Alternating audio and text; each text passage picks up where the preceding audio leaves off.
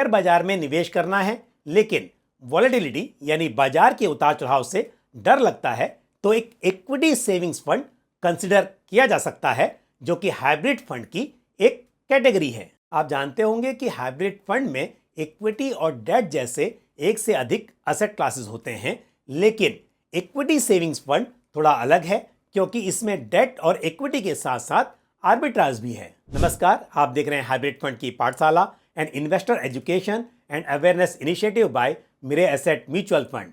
मैं हूं पंकज मठपाल।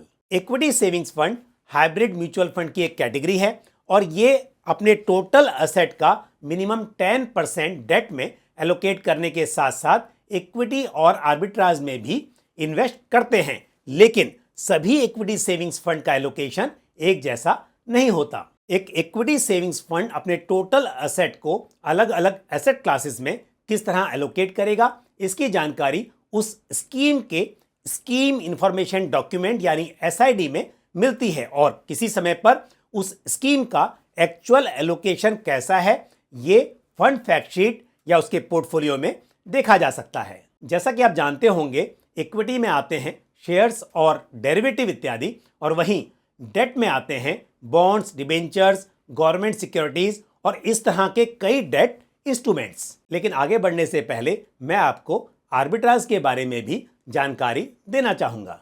आर्बिट्राज मतलब अलग अलग बाजार में शेयर के प्राइस में जो डिफरेंस होता है उसका फायदा उठाना। जिस तरह किसी एक चीज का दाम एक ही समय पर अलग अलग जगह अलग अलग हो सकता है और एक व्यापारी एक ही समय पर जहां वो चीज कम दाम पर मिले वहां से खरीद कर जहां अधिक दाम पर बिक सके वहां बेचकर प्रॉफिट बना सकता है, ठीक इसी तरह आर्बिट्राजर स्पॉट मार्केट और डेरिवेटिव मार्केट में शेयर्स और सिक्योरिटीज को एक ही समय पर खरीद और बेचकर प्रॉफिट कमा सकते हैं।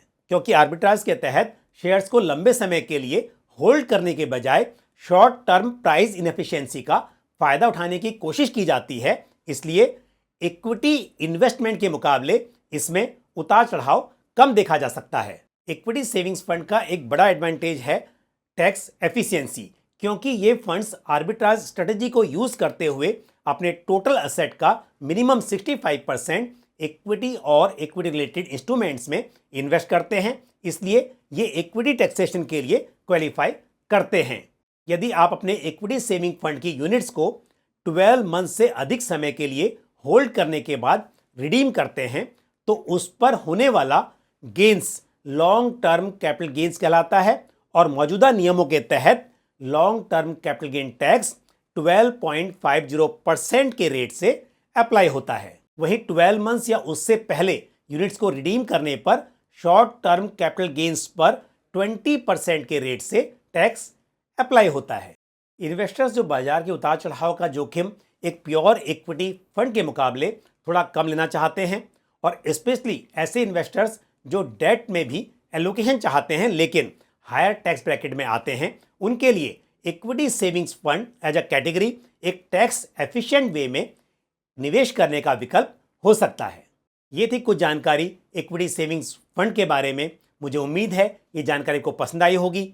यदि इससे जुड़ा हुआ आपका कोई भी सवाल या सुझाव हो तो आप कमेंट बॉक्स में पोस्ट कर सकते हैं। हाइब्रिड फंड की पाठशाला के इस एपिसोड में इतना ही। अगले एपिसोड में फिर किसी इंपॉर्टेंट टॉपिक के साथ आपसे मुलाकात होगी। नमस्कार।